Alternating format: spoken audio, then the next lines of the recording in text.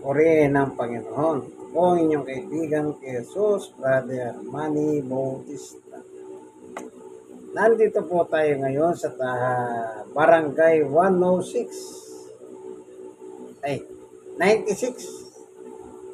Zone 8, District 1, Tondo, Manila. Ayan. Po, 96. Nasa loob tayo ng tahanan ni Hati Nene po, no? Upang magbasa ng Biblia. Ang kasulatan po, sabi nga ng iba, gusto mong matuto, magbasa ka ng kasulatan. Eh bakit po? Matututo ka, magbabasa ka eh. Okay? Sa buhay natin ito, may kanya-kanya pong nangyayari sa buhay ng tao na kung minsan ang sabi ng tao, buti pa sila. Yan. Hindi natin alam kung ano yung buti pa nga sila. Ako hindi. Dapat po, habang tayo nabubuhay, ang ating kaisipan ay focus natin sa isang bagay lamang. Yung sinasabi ni Apostol Pablo. Pag sinunod mo ito, hindi ka na maguguluhan.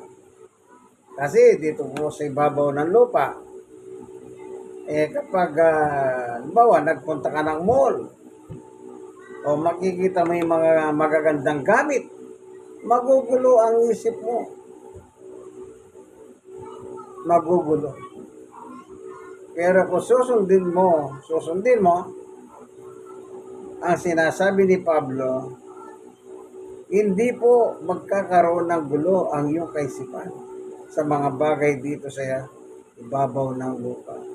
Lalo na po pag nakapunta kayo sa mga malalaking mga mall, yung mga 5-star, ay, grabe. Yung pag pumasok ka, parang nasa abroad ka. Oo, ganyan talaga. Yan ang dala ng technology ngayon. Diba yung mga lugar dito, kung minsan sabi nila, huwag ka na magpunta ng Belize. Dito lang, magpunta ka lang dito sa Taguig. Meron ng Belize doon. Totoo na nga po naman. Di ba? Punta ka lang ng Bataan. Makikita mo na yung Belize doon sa Batahan. Nga lang, siyempre kailangan may pera ka. Sige na po, magbabasa na po tayo ng Biblia. Ang layunin upang dalhin ng mabuting balita. Meron po tayong manipis na Biblia ating gagamitin. Pero bago tayo dadaretso sa ating pag-aaral, tayo muna ay mananalangin. Panginoon Diyos, sa aming Ama na makapangyarihan sa lahat, minsan pa samahan mo kami sa aming pagbubulay ng Ebanghelyo upang lubos na aming pakinabangan ng iyong salita. Sapagkat ang iyong salita ay nakapagkain ng aming kaluluwa. Salamat po sa ngalan ni Jesus. Amen. Dito po nakalagay ang sinasabi ni Apostol Pablo para wag maguluhan ng ating mga isip. Colosas 3:2. Isaisip ninyo ang mga bagay na panlangit, hindi ang mga bagay na panlupa. O, kita nyo po? Kasi kung ang isip mo, ipopokus mo dito sa lupa, talagang maguguluhan ka, kaibigan. Maguguluhan ka.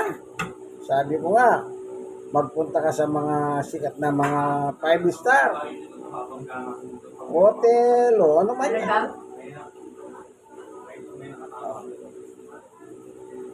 Maguguluhan ka.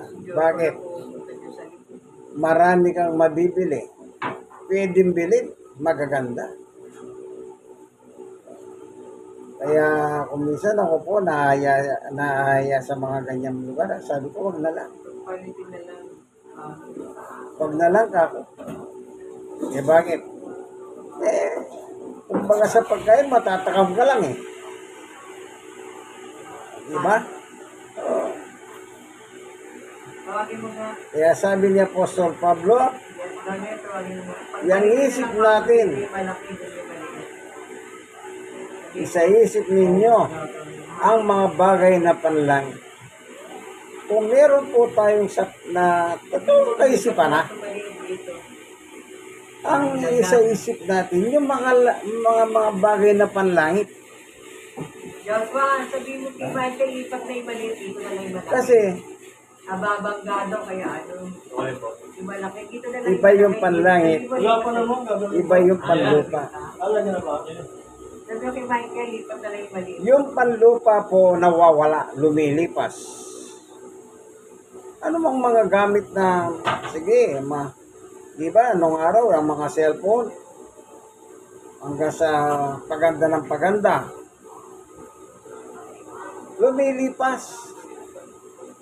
Noong cellphone lang, ngayon, nagkaroon ng tablet, nagkaroon ng, ano pa,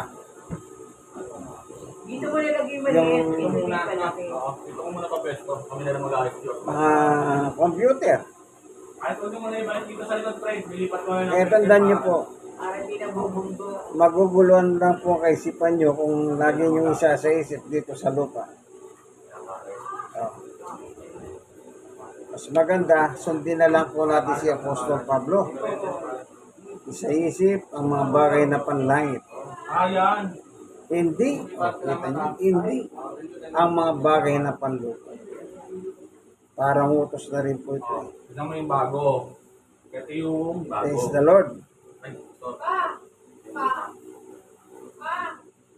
Yes, sapagkat namatay na kayo at ang tunay na buhay ninyo natatago sa Diyos kasama ni Kristo.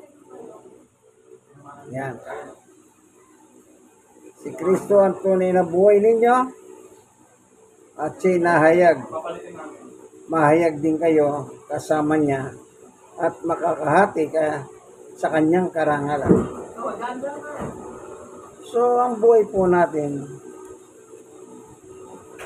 kung minsan po sabi nila, especially pag naipanganak ka mahirap, anong takbo ng isip mo? Yumaman. Paano kaya yaman? Mag-abroad ka. Ang ganda naman.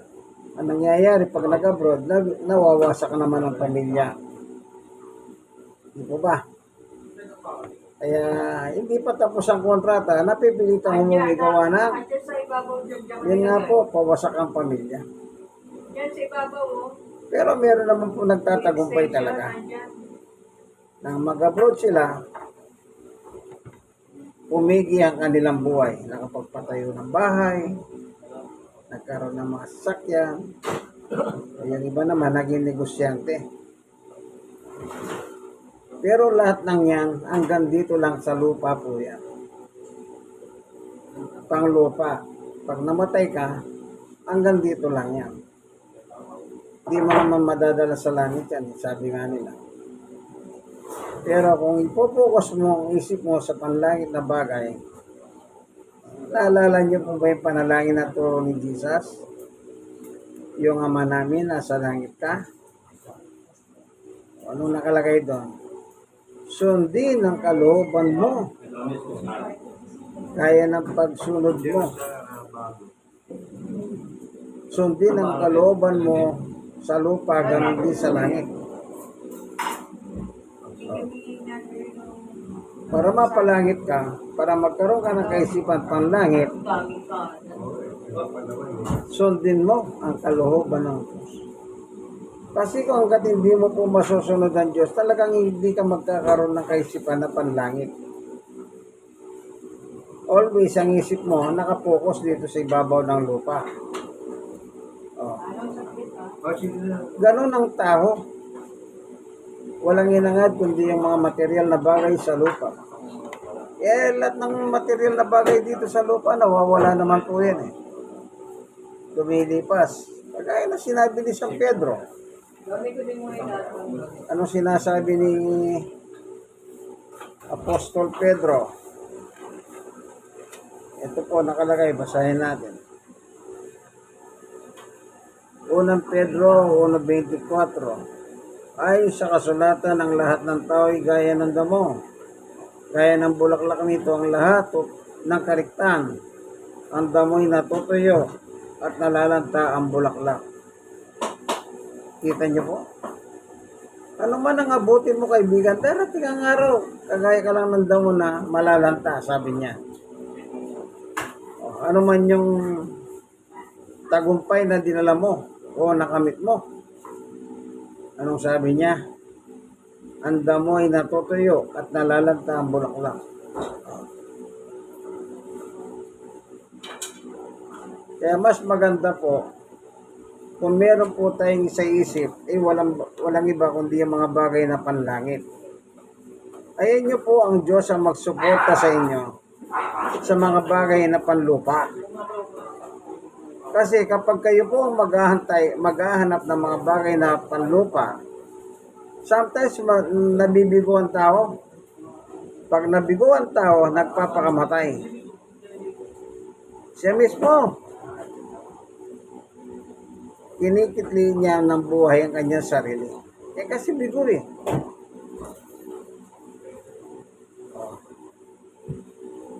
Dapat po magbago na tayo. Kung mga bagay dito sa lupa ang ating inintindi, bitawan na natin yan. Magandang bahay, sasakyan, alas, kung ano-ano mga sinusuot, dorloloy. Hindi naman makalabas. Bakit? Takot, baka madukutan.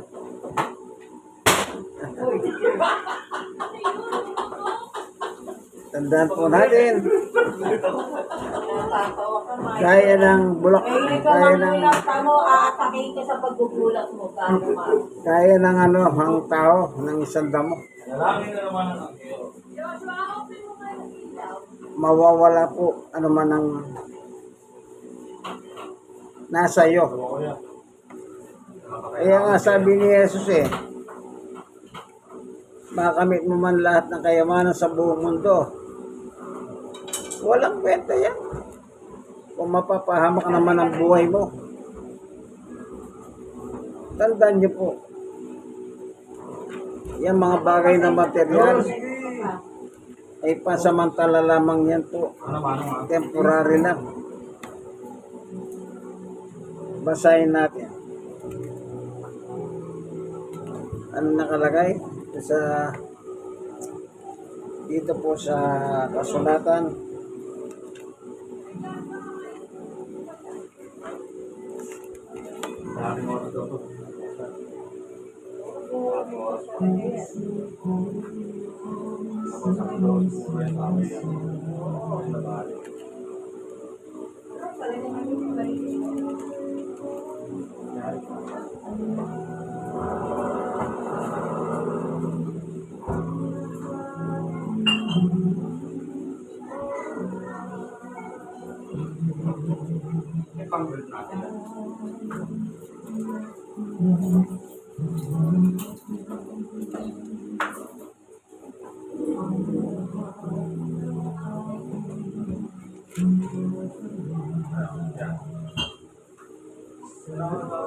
Ito po nakalagay.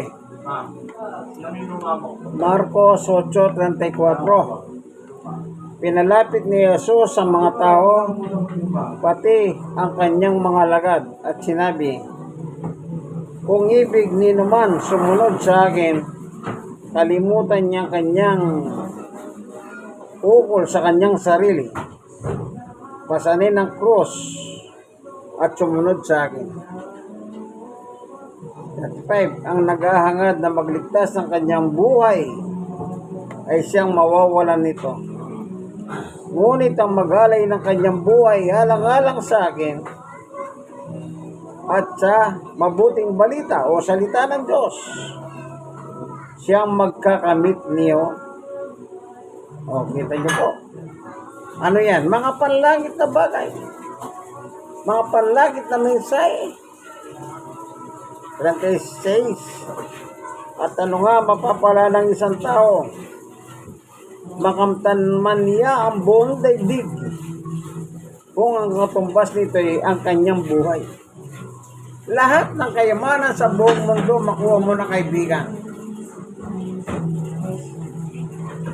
Useless lang, sabi ng Panginoong Yesu-Kristo. Kung mapapahamak naman ang buhay mo sa impyerno, alin mo yung kayamanan? Maganda lang sa paningin yan. Pero hindi mo pa alam, yung kayamanan na yan, yan ang dahan ng pagkahulog mo sa tapso ni Satanas. Siyempre, alam ni Satanas ang kahinahan mo. Diba? Buuga. Yeah. Michael, buuga kasi yun eh. Talagang mayaman. Kasahan na yan. Oo. 37. Ano ba? Ano mababayad ng tao para mabalik sa kanyang buhay? Nilagyan naman ng bang. Mababayaran mo ba? Nilagyan mo ba talaga? Para wag kang mamatay? Ito nito na. Hindi po. Hindi natin mababayaran yan. Para hindi ka mamatay. Kahit magaling pa yung doktor mo, wala rin. Kaya tama si Pablo. Isa-isip po natin mga bagay na panlangit. Kaya ka nagkakaproblema ang tao eh. Ang nasa isip, bagay na panlupa. Hindi ba pag nakakita ka ng bahay na maganda, aba gusto ko yan. Nakakita ka ng magagandang mga sasakyan, ay gusto ko yan. Sa Martes, Di ba ba? kasama na namin yung bagger na congressman dahil sa Pampanga. Tatandaan niyo po yan, kaibigan. Wala po tayong mapapala dito. Sinabi na Darating ang araw po, ano man ang naipundar natin sa lupa, lahat yan kasama namin yung mawawala. Alin ang hindi mawawala? ito kami sa office. Dito po sa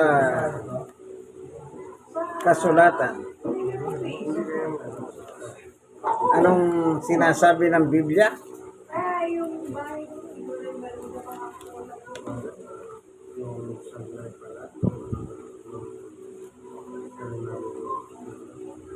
Tignan po natin babasahin natin. Ayon kay San Juan,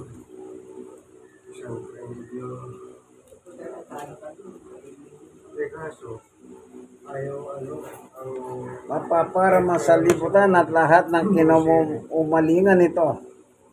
Ngunit ang sumusunod sa kalooban ng Diyos, mabubuhay magpakailanman. Sino ang mananatili? Yung sumusunod sa kalooban ng Diyos.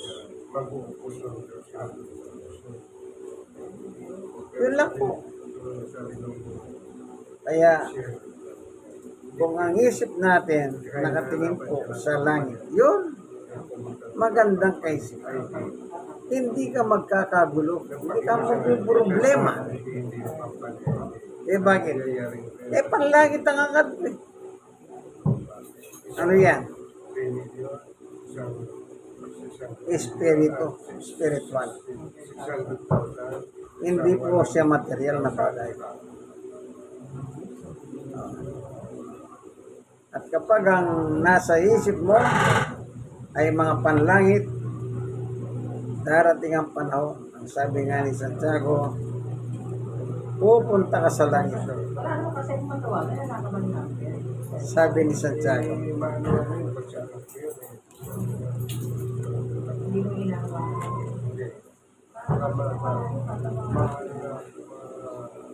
Dito sa Santiago 2:5.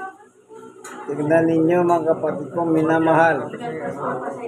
Hinirang ng Diyos mga duka sa sanlibutan upang magmayaman sa pananampalataya Kaya paraan si at Mano. maging kasama sa kahariang ipinangako niya sa mga umiibig sa Kanya. kaharian. Pagkapanlangit, isa yan, kaharian. Na sana darating ang araw, makapasok ako sa kaharian ng Diyos. Yung makarating ka lang sa Malacanang para masaya ka na eh. O yung mga kaharian sa ibang bansa, masaya ka na eh. Saan ka nakakita, inidoro daw, gawang ginto. Kita nyo, tinatayan lang, ginto.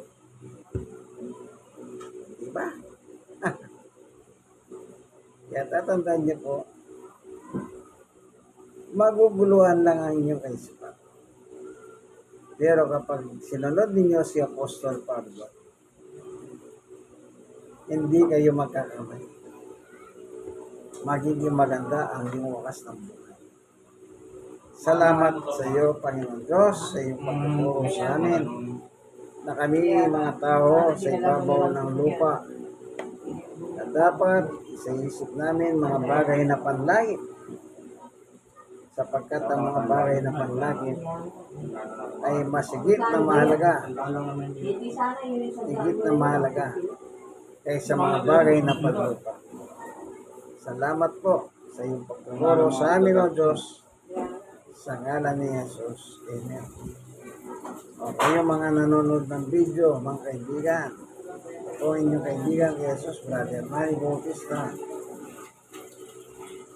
like and share. I-share niyo po sa ito. Malay niyo. Maging parahan ito ng Diyos sa kanila. God bless us all. Bye-bye.